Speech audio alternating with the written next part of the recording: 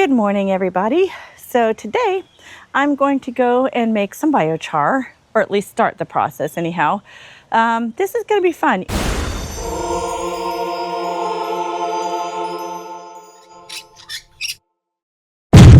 You can actually do this for really cheap. It's super easy to do. It takes a little patience, a little time. But if you're willing to put that in, instead of paying gobs of money online for pre-made biochar, then we're gonna do this and show you how to do it cheap and easy. So I'm gonna show you the supplies that we're gonna need.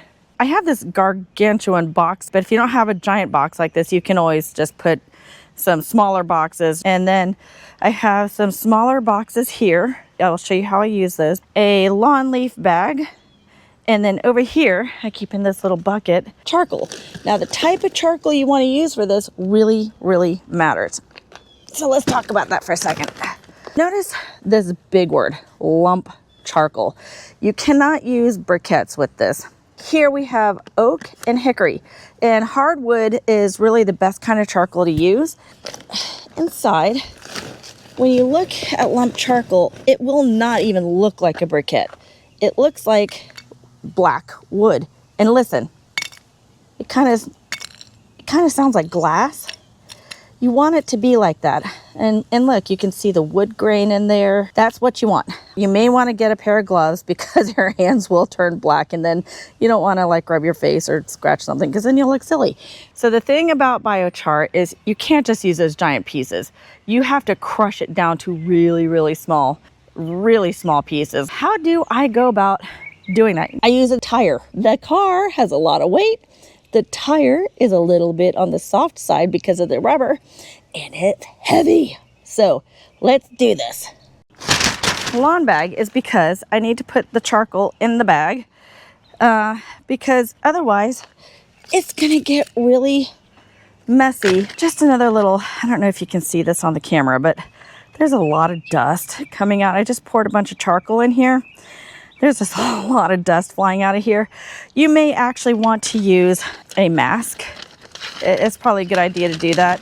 I just wanted to show you how much I'm gonna crush up today.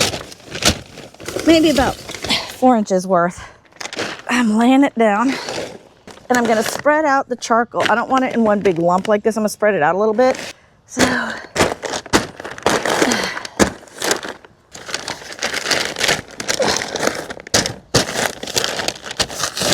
okay, so I folded it under a couple of times so that hopefully the charcoal will stay in as I drive.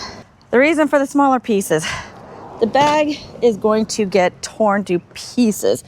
I want this on top because it will protect the bag a little bit, and it'll protect it a lot longer than it would without it, so I can go back and forth over the bag. And I kind of take my front tires. Sometimes I might, steer it this way and that to kind of crush it a little better. Not the fastest method, maybe not the best method, but it's the method I use.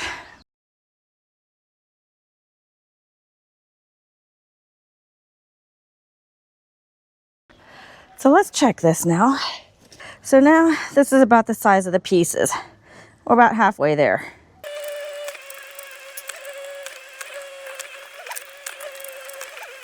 All right, so at this point, this is probably about as crushed as I'm gonna try to get it with the car. Okay, I don't know how well you can see in there, but that's what it's looking like.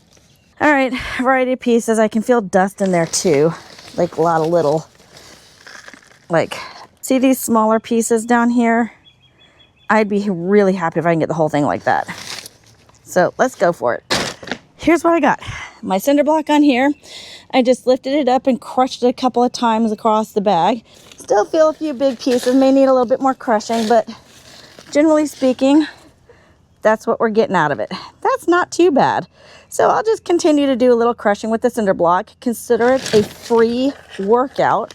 Good for your abs, good for your biceps. There's still quite a few kind of largish chunks, but a lot of it is very tiny. It looks good. I'd be happy if all of it were that way. I have a filter made out of 1/4-inch hardware cloth that I use to filter out my compost to get the big pieces out. And so I guess I'm going to go ahead and just use that to filter out this charcoal. And then with the remaining huge pieces, I'll go ahead and just recrush those with a mallet. I want to talk to you next about how I'm going to charge it. So right now, this is not biochar.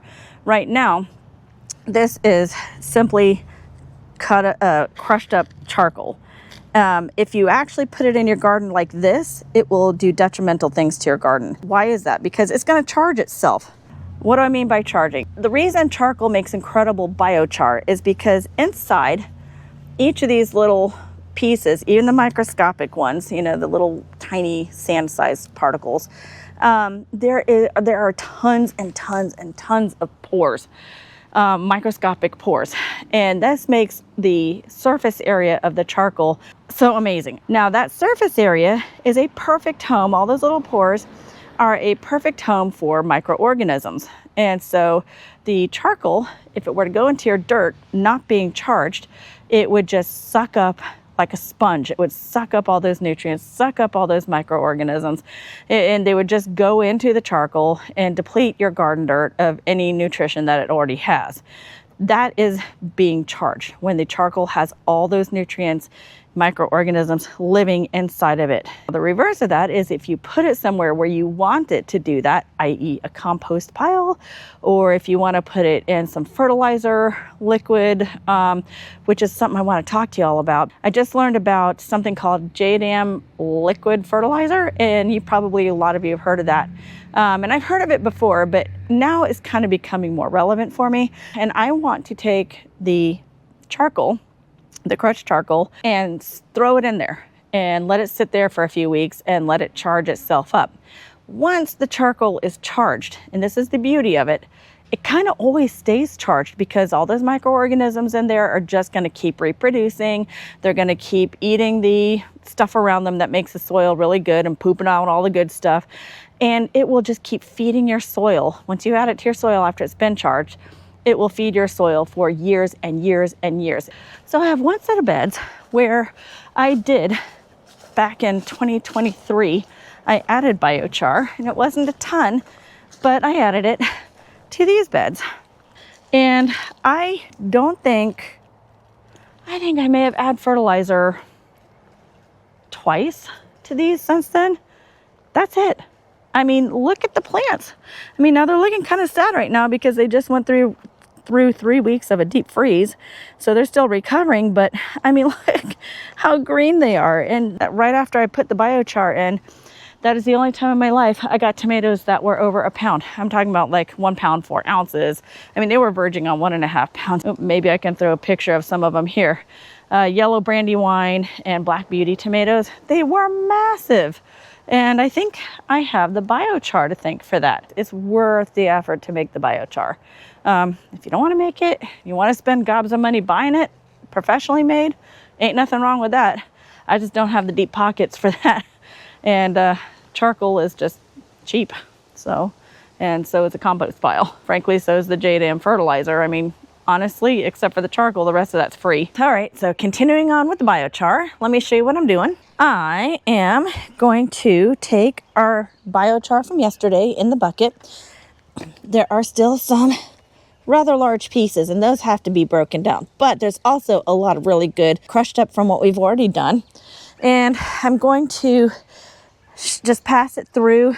There's some 1/4-inch hardware cloth on here onto this little tarp holder thing. I will separate out the filtrate, put the big chunks back, and I'm gonna put some cardboard down here, but we're gonna use a mallet to just kind of finish off the crushing that big stuff. Oh, and don't forget, mask. Hopefully that will be that. So let's get going. Look at that dust. Just look at that dust. Yeah, let's stand upwind of that. Okay. All right, so now I'm just going to filter this. Oh, look at all that dust. That is kind of a neat effect, but then again, I also don't want to be covered in charcoal dust when I'm done with this, but it's probably too late for that. Wow, look at that. That's gorgeous. hope this is in focus for you, but look at that. Look how tiny these chunks, these are like perfect. This is perfect. So that's what we need the rest of that to look like. I mean, this is kind of the size of the chunks that we have left. Kind of big, huge. I'm going to just dump this right back on here. Y'all, I am positive there are far easier ways to be doing this. And if you have any good other ways to do this that doesn't cost a fortune, I'd be loving to hear what you have to say. Maybe I'm not the most clever person out there, but this is the only way I can easily think to do this. On the cheap, that is. Kind of flatten it out. Like we're going to crush Oreo cookies in a Ziploc bag. But we're not doing it in a Ziploc bag. We're going to do it. All right. This is how we're going to do the rest. All right, let's see what's going on. Okay, I'm going to just pile up the bigger chunks in the middle. Just start crushing the ones I see, like individually.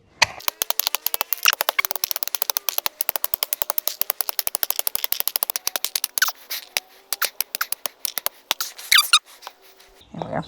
All right, so without filtering it again, yeah, clearly these chunks are bigger. I think they'll be all right, because I think there's more little stuff under here than big stuff. I mean, see, that's pretty little. So I'm gonna go ahead and just put that into the bucket. Okay, so now we've crushed our charcoal. Now what? Well, remember I talked about charging the charcoal. So we're gonna have to do that. Here is our uncharged, dry, virgin charcoal. How do we charge it?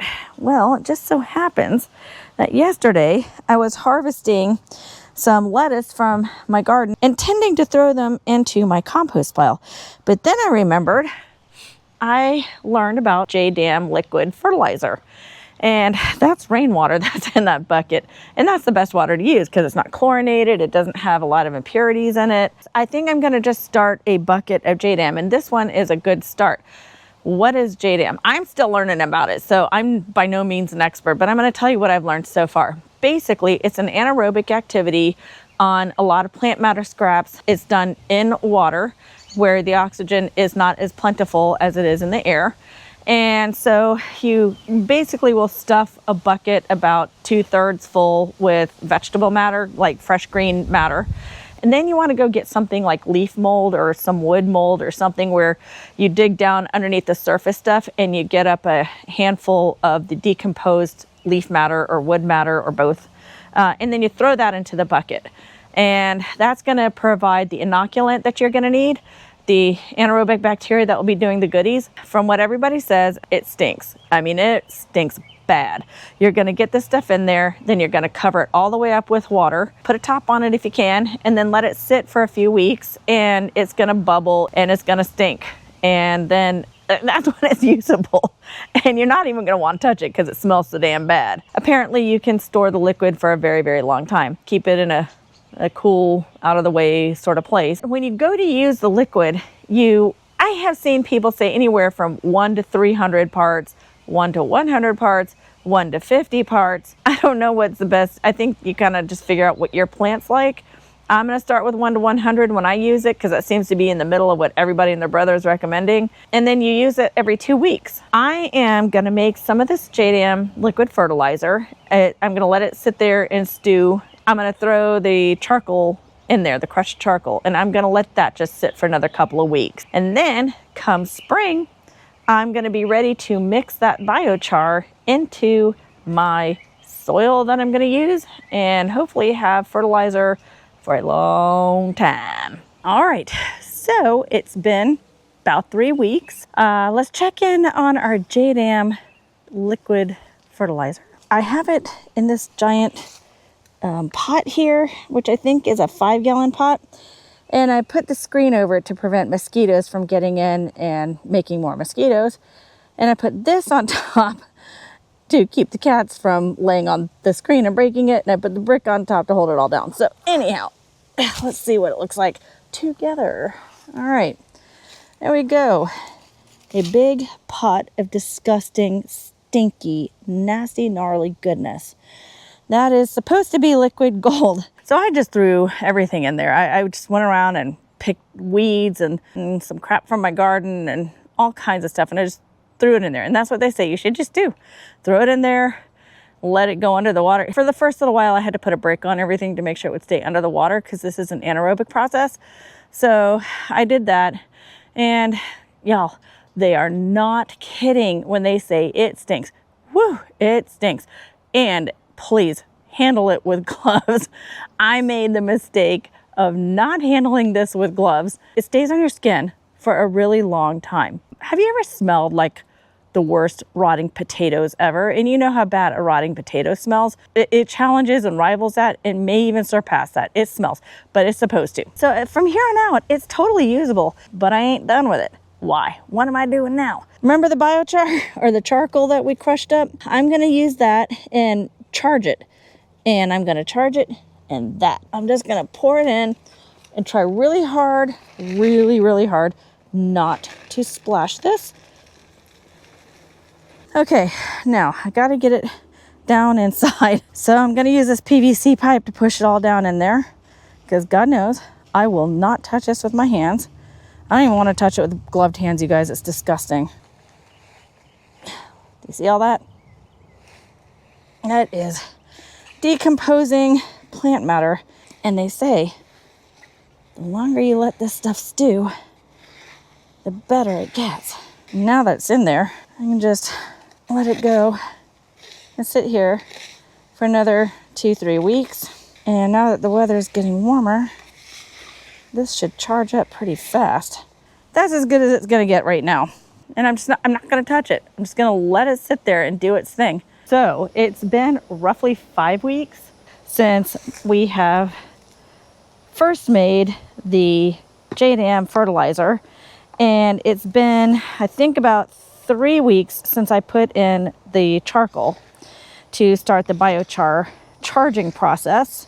It's just sitting there kind of on the top, just doing what it does. Today I want to pour out the JDAM liquid into this new unfilled pot so I can separate the charcoal out because I want to take that over to the compost pile. Let it just sort of finish composting with the rest of that compost. Whew. Smells like a stable. That's actually a huge step up from what it smelled like a couple weeks ago. I wonder if the charcoal changed the smell of the JDAM fertilizer. Because while it still stinks, it doesn't stink nearly, not nearly to the degree that it did before. So I've got the first batch poured off. So I'm gonna take this trowel, and in cases like this, it would suck to be a trowel, but I'm gonna scoop this off and put it in this bucket so that I can continue straining out what is now pretty much biochar. Here is what is left of the JDAM liquid. It's all black from the charcoal, and in all honesty, it's probably a lot less nutrient rich now because of what we just did with the charcoal. So what I may just go ahead and do is put some more fresh foliage and weeds and compostable stuff in there and let that start JDAMing in there, and load it up with a little bit of fresh water and just let that sit so that I can go ahead and have full strength JDAM to use on my plants. This charcoal has sucked up a lot of those nutrients. Here's the leftover compostable stuff I put in here to make the JDAM in the first place. That is going to go into the compost pile along with this biochar. All right, there it is, all in the compost pile. I'm going to let it sit there for a few more weeks. Then I'll filter the compost, put it in the storage can, keep making compost, and mix it all in and use it. So thanks for watching, you guys. I hope you liked learning about biochar with me. And if you wouldn't mind, please like, subscribe, and share. Thanks.